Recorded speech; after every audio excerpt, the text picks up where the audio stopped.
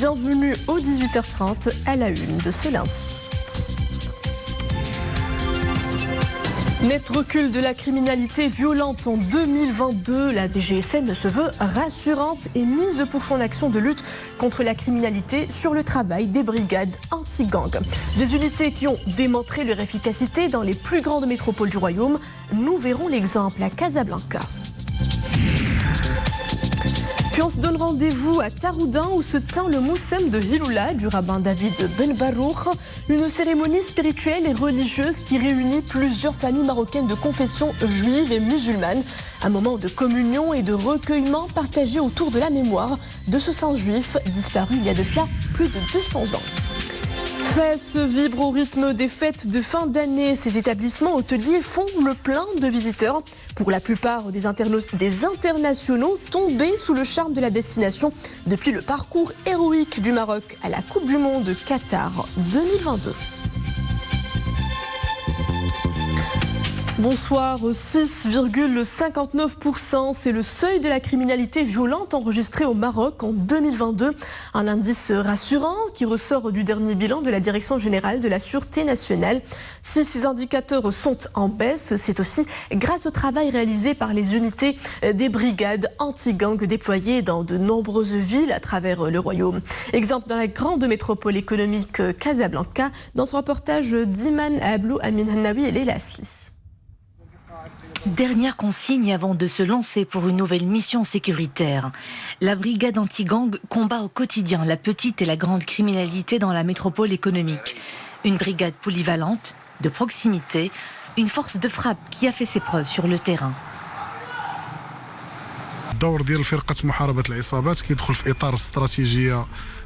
Le rôle de la brigade anti-gang s'inscrit dans le cadre de la nouvelle stratégie de la Direction générale de la Sûreté nationale en vue de lutter contre toutes les formes de criminalité, surtout les crimes violents.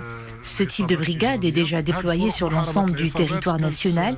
Parmi les villes qui se taillent la part du lion dans ce dispositif, Casablanca, en raison de sa forte démographie et son taux assez élevé de crimes. Une traque sans relâche, tous les jours de la semaine, à chaque coin et recoin de la cité. Parmi les interventions réalisées, la lutte contre les réseaux criminels, le trafic de stupéfiants ou encore la poursuite et l'arrestation de personnes recherchées.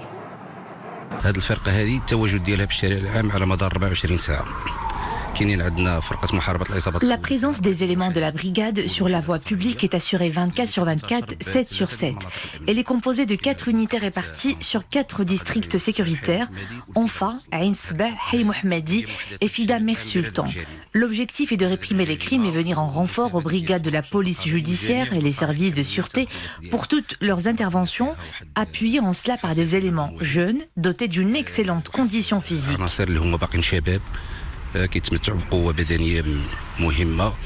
Des efforts concluants. Le taux de la répression continue à enregistrer des niveaux records pour la 6e année consécutive. Il se situe à 94,43% du total des affaires enregistrées. Il est d'un peu plus de 85% pour ce qui est des crimes violents. Ce lundi 26 décembre marque le coup d'envoi de l'opération d'inscription des professionnels du transport routier pour l'obtention du soutien exceptionnel supplémentaire. Opération qui a pour but de préserver le pouvoir d'achat des citoyens compte tenu de la conjoncture marquée par la hausse des prix des carburants. Les intéressés, consultez la plateforme mouakaba.transport.gov.ma. Outre-Atlantique, le bilan de la tempête de neige qui s'abat ces derniers jours sur les États-Unis s'alourdit. Au moins 32 personnes ont perdu la vie. Le pays espère des températures plus modérées alors qu'il comptabilise des dizaines de milliers d'Américains sans courant. Vous le voyez sur ces images, notamment de l'État de New York, où les amas de neige accumulés ont atteint jusqu'à 3 mètres de haut par endroit. Le climat est tout aussi frigorifique au Japon, l'archipel où les intempéries ont causé la mort de 17 personnes. La neige est tombée en abondance dans l'île principale de Honshu, le long de la mer du Japon, ainsi que dans la grande île septentrionale de Hokkaido, où des milliers de foyers subissent depuis le 17 décembre des coupures d'électricité. L'épisode neigeux au Japon devrait baisser d'intensité à partir de demain.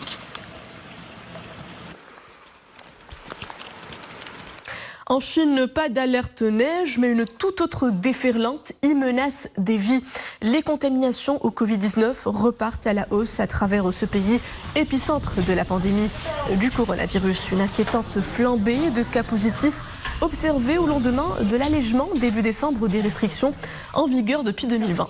Aucun chiffre officiel n'est toutefois disponible sur le nombre des infections, la Commission nationale de la santé chinoise ayant cessé depuis la semaine dernière de fournir des données sur la situation pandémique dans ce pays le plus peuplé de la planète. Retour chez nous et cap sur l'oriental et son ancestrale musique Rarnati, sa fameuse blousa et ses arts populaires, une richesse patrimoniale précieusement sauvegardée. Aujourd'hui encore, la région attire par son rayonnement culturel des milliers de visiteurs de par le monde.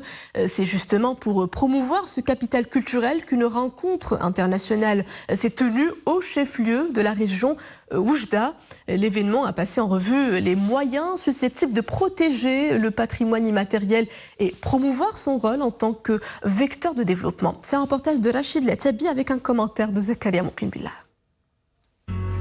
L'Oriental, une région ouverte sur l'avenir, est foncièrement attachée à son héritage culturel. Son patrimoine immatériel fait sa réputation à l'intérieur de nos frontières et bien au-delà. Blouza Oujdia, musique Rarnati et produits de grand calibre des artisans traditionnels sont autant d'exemples. Aujourd'hui, des experts d'ici et d'ailleurs cherchent à valoriser ce riche patrimoine. Je le vois comme un patrimoine extrêmement intéressant parce que diversifié, qui montre différentes manières de vivre, différentes périodes, différentes communautés qui ont su travailler ensemble, qui ont su vivre ensemble. Le patrimoine de la région de l'Oriental, pour moi, c'est une richesse et une diversité qui est impressionnante. C'est franchement un voyage infini dans l'histoire et franchement c'est quelque chose qu'il faut préserver et qu'il faut valoriser au maximum. Conscient de l'importance de la question, le Conseil régional de l'Oriental a signé plusieurs conventions afin de renforcer et diversifier l'offre culturelle.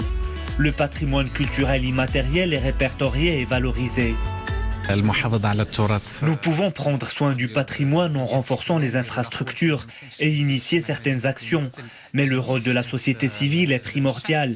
Elle représente les différentes franges de la population et devrait contribuer à préserver, développer ce patrimoine et en faire des activités génératrices de revenus. Fidèle à son engagement en faveur du patrimoine culturel, le Maroc joue un rôle prépondérant pour œuvrer à sa protection. En plus de préserver ce legs aux générations futures, il réussit à magnifier toute sa beauté et sa grandeur actuelle. La société civile. Un patrimoine d'exception qu'incarne également l'héritage marocain juif. Le Maroc, c'est aussi une terre de chaleureuses retrouvailles pour plusieurs centaines de membres de la communauté juive marocaine. Ils étaient nombreux à célébrer à Taroudan la Hiloula du rabbin David Ben Barour, un moussem spirituel qui se veut l'occasion d'émouvantes rencontres entre les Marocains de confession juive du Maroc et de l'étranger. Jeunes et moins jeunes, ils partagent surtout la fierté de leur appartenance à la mère patrie. Nordin Saber et Maria Ouad.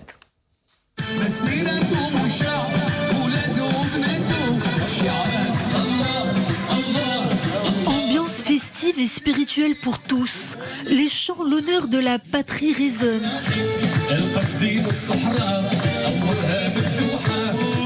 Puis les prières et les psaumes hébraïques prennent le relais devant un parterre d'officiels et de pèlerins juifs venus de loin pour célébrer la Hiloula du rabbin David Ben Barour.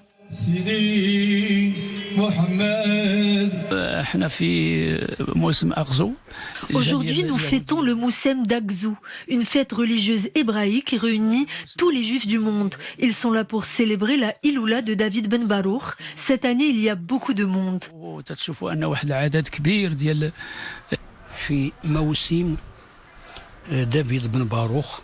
Nous sommes là pour célébrer la mémoire de David Ben Barouk. Certains ont fait un très long voyage pour assister à ce moussem. Beaucoup de pèlerins viennent de l'étranger, car pour la plupart, beaucoup ont des ancêtres marocains.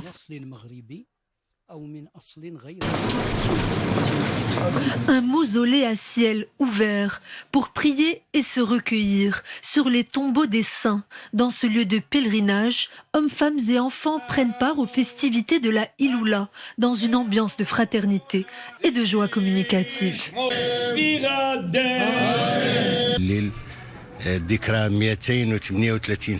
Nous sommes réunis ici pour célébrer le 238e anniversaire de la disparition de David Ben Barouk.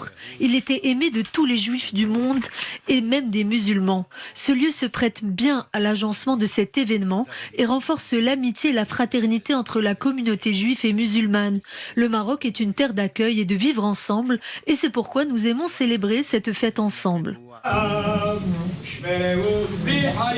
Ils étaient là, tous ensemble, musulmans et juifs du monde et du Maroc, à célébrer la Iloula de David Ben Barouk, une communion des peuples et une terre de paix et de tolérance, riche de son identité judéo-marocaine, multiséculaire. Autre région au patrimoine multiséculaire, Fès offre à ses visiteurs un charmant écrin d'évasion. La cité idrisside séduit par ses 12 siècles d'histoire, mais pas que. La ville capitalise aussi sur ses atouts de ville moderne. En cette période de fête de fin d'année, des visiteurs des 4 coins du monde y mettent le cap. Pour certains touristes croisés, c'est une toute première fois au Maroc. Leur choix de la destination, ils l'ont fixé suite au succès des Lions de l'Atlas à Doha, qui ont été de grands ambassadeurs pour le royaume. Dominique Orlando et Mustafa Zahiri. La ville de Fès retrouve les couleurs qui furent les siennes avant l'arrivée du coronavirus, une tendance qui n'a cessé de poindre vers l'embellie actuelle dès l'automne 2021, avec le retour en nombre des touristes et des grands amoureux de la capitale spirituelle. Il faut à cela ajouter tous ces nouveaux venus qui sont là pour la toute première fois, intrigués de visiter le pays des Lions de l'Atlas. Hello, I am from the Philippines, so football is very... Je viens des Philippines, chez nous aussi, nous aimons beaucoup le football. Après avoir vu l'équipe nationale du Maroc atteindre les demi-finales à Doha, nous avons choisi de nous y rendre pour la toute première fois. Et c'est une très belle découverte. We are here in this beautiful country. We loved watching the World Cup in New York City. Nous avons adoré suivre cette Coupe du Monde depuis New York. L'équipe du Maroc a été une vraie source d'inspiration pour beaucoup d'entre nous. Depuis notre arrivée il y a une semaine, nous avons pu nous mêler aux célébrations et à la joie de tous les Marocains. C'est un bonheur que d'être là. C'est dire à quel point le parcours héroïque jusqu'en demi-finale des Lions de l'Atlas, qui fut relayé par toutes les télévisions au monde, a contribué à éveiller la curiosité sur le royaume et à en multiplier l'attractivité, il est vrai déjà légendaire.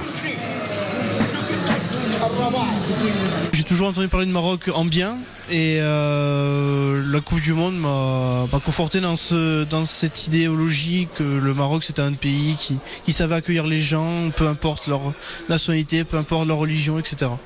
On était très contents que ça se passe bien, qu'ils arrivent à passer des tours, qu'ils éliminent des grosses équipes comme l'Espagne, qu'ils éliminent le Portugal. Moi j'étais vraiment très content, voilà. Les victoires des Lions de l'Atlas et la sympathie qu'ils ont inspirée à travers le monde démontrent à quel point le Maroc est aussi cette grande nation aux idéaux véhiculés par le sport, à savoir surtout la fraternité et l'humanisme, bien au-delà de ce qu'aurait pu nous garantir n'importe laquelle des plus inspirées campagnes de communication. Et sachez que l'exploit retentissant des Lions de l'Atlas à la Coupe du Monde du Qatar est documenté en ligne. Le ministère de la Jeunesse, de la Culture et de la Communication vient de lancer le musée digital Nia Mghrebia, un site électronique qui regroupe une photothèque et une vidéothèque qui documente les prouesses des Lions de l'Atlas lors de la Coupe du Monde 2022 au Qatar.